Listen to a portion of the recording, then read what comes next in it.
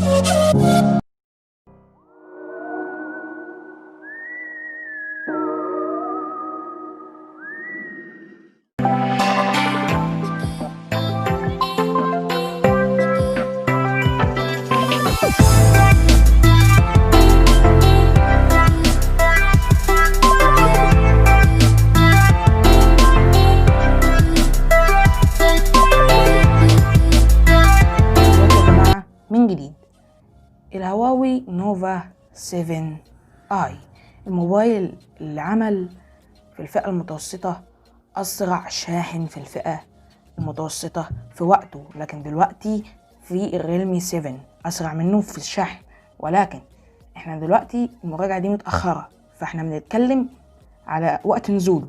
تمام معايا؟ اتأخرت عشان أعمل المراجعة عشان أقدر أوفر لكم الموبايل. تمام، بس الموبايل فيه مميزات كتير حلوة يا جماعة. تمام، بس عشان نعرف المميزات دي مع بعض تابعونا. مبدئيا يا جماعة، مكونات العلبة ايه؟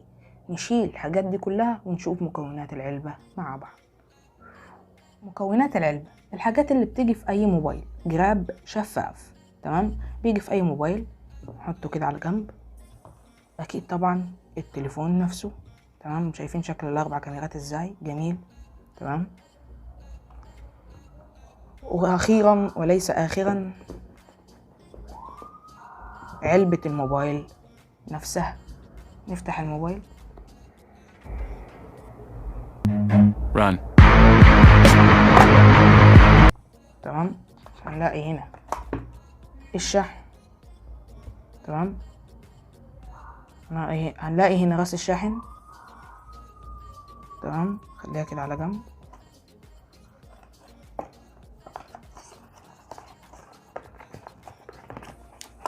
جاي معاه برضو سماعات، يعني هتقضي الغرض معاه كويسة. وجاي معاه كيبل الشحن، بس مفيش اي حاجة تانية. والكيبل هنا يعني ايه،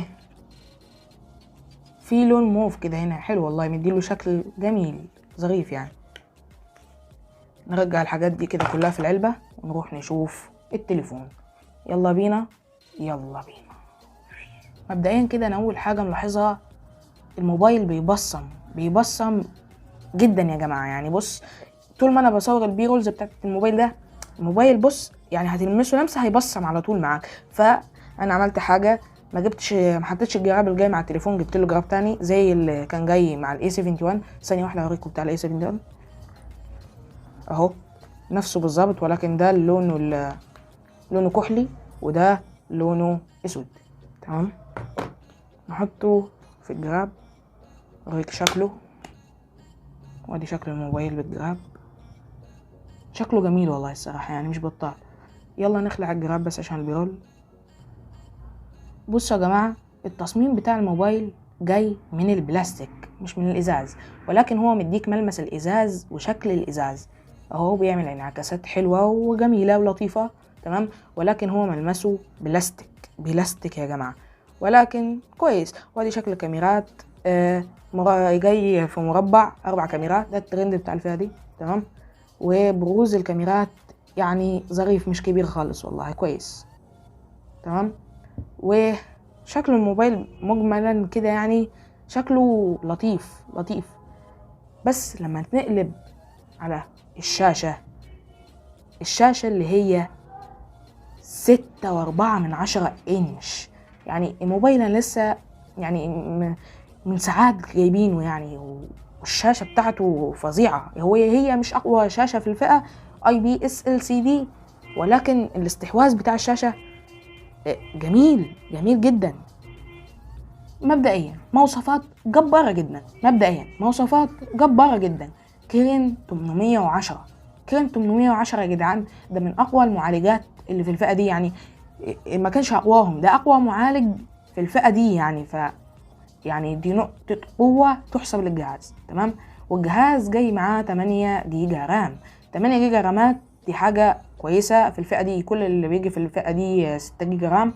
تمام. عايزين تعرفوا السعر انتوا بس في اخر الفيديو. تمام، عشان تكمل الفيديو للاخر، يعني انا مش هقول لك كده عشان بهزر معاك. تمام، هقول لك السعر بس في اخر الفيديو عشان نبقى كويسين كده مع بعض. وتمام. مبدئيا الجهاز جاي بمعالج كيرين 810 من هواوي. المعالج ده يعني قوي. تمام، ثماني النواة. تمام، وجاي ب6 جيجا رام و128. عايزين نشوف سرعة الجهاز. سرعة الجهاز مهمة لناس كتير. الكاميرا، الله، الاعدادات يعني حاجة طيارة. بص مدير الملفات، لا طيارة يا جدعان، طيارة. بس يعني واجهة هواوي خفيفة وكويسة. مثلا بنفتح اليوتيوب، مش عليه خدمات جوجل هو، فهيفتح لك اليوتيوب في المتصفح. تمام. مثلا لو فتحنا اليوتيوب يعني السرعة كويسة على الفئة بتاعة الموبايل، سرعته كويسة، وهو مش 120 هرتز ولا 90 هرتز ولا حاجة، 60 هرتز عادي. ولكن المعالج مخليه يعني الأداء جميل. نتفليكس، لا موبايل سريع يا جدعان. نفتح مثلا نون. الله، لا سريع. الموبايل بقول لكم ليه معايا يعني ساعات قليلة، ودي يعني فتح صندوق للجهاز واستعراض المحتويات ونتكلم عنه شوية. تمام، ويعني مش ريفيو كامل للجهاز، هو فتح صندوق بس يعني. فعايز اتكلم معاكم شوية عن الجهاز. الكاميرات، يعني انا لسه ما خدتش ولا صورة بالجهاز، يعني والله العظيم عايز اجربها معاكم. نجرب. بصور بالA71. تمام اهو. ناخد صورة بالكاميرا الخلفية. نجرب نصور الجراب بتاع التليفون.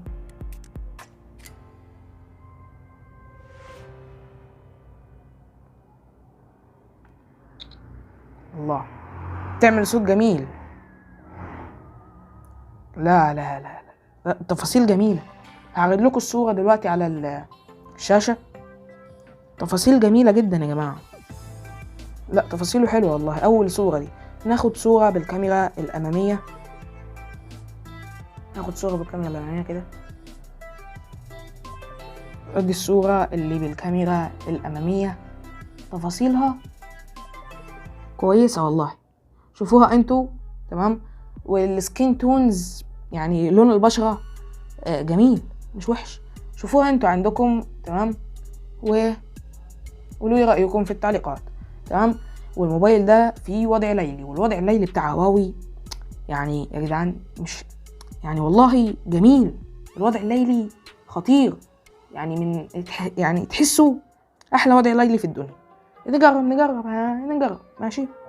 ندوس هنا نجرب الوضع الليلي. ناخد صورة. شوف الصورة، يعني الدنيا كانت ضلمة. بص الصورة، يعني بص الحتة اللي من تحت دي كانت ضلمة جدا. بص انت الصورة يعني عاملة ازاي.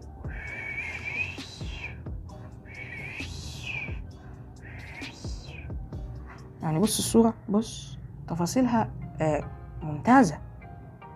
الصورة كويسة والله. هعرض لكم الصورة برضو على الشاشة. تمام. يعني الكاميرات بتاعت يعني مجمل الكاميرات بتاعت الجهاز ممتازة جدا يعني والله العظيم. يعني انت لو هتجيب الموبايل ده عشان كاميراته ممتازة، والحواف بتاعت الشاشة يعني هي كبيرة شوية ولكن كويسة والله كويس. بس الألوان بتاعت الشاشة مش هتبان زي ما أنا شايفها في الحقيقة. ليه؟ إن الكاميرا مش هتاخد الألوان عشان الموبايل ده متركب عليه سكرينة سيراميك، فالكاميرا مش هتعرف تجيب الألوان مظبوطة يعني. فلو جابتها كويس تمام. والأداء بتاع الجهاز فظيع فظيع يعني. أكتر حاجة عجباني دلوقتي نفضي الرامات بس، أكتر حاجة عجباني في الأداء والله أكتر حاجة عجباني فيه الأداء. لا جميل جميل جدا يا جماعة.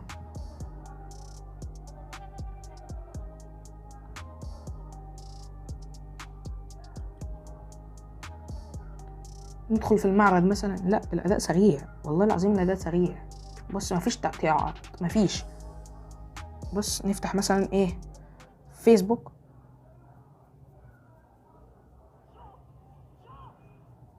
لا الأداء سلس جدا تمام. وده بس هو كان أول يوم مع الجهاز، ولسه ما كملناش يوم يعني. احنا لسه ما كملناش يوم مع الهواوي نوفا 7 اي، أقوى جهاز في الفئة المتوسطة يعني. حتى لو ليه 5 شهور الجهاز قوي جدا تمام. بس هنجرب الجهاز وهقول لكم الجهاز يعني الريفيو كامل بتاعه بعد التجربة. والكاميرا بتاعت الجهاز 48 ميجا بكسل، يعني مش اقوى حاجة. احنا شفنا في الفئة دي 64 تمام وكويس. عايزين تعرفوا السعر بقى. سعر الجهاز ده 4300 جنيه دلوقتي تمام، وكويس على سعر الجهاز كويس والله تمام. وبس كده، هو ده كان فيديو النهاردة. يلا نشوف نهاية الفيديو مع بعض.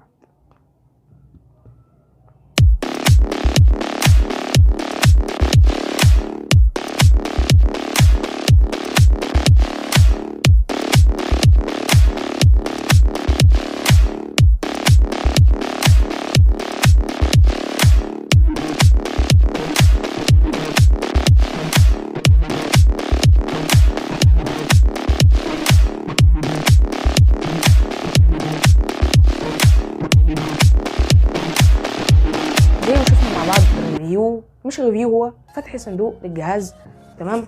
وادي علبة الموبايل تمام، وادي الموبايل نفسه. زي ما شفنا الجهاز حاجة فظيعة الصراحة يعني. وقول لي رأيك في الفيديو في الكومنت، حتى لو فيديو مش عجبك قول لي برضه مش عجبني عشان احسن في الفيديو تمام.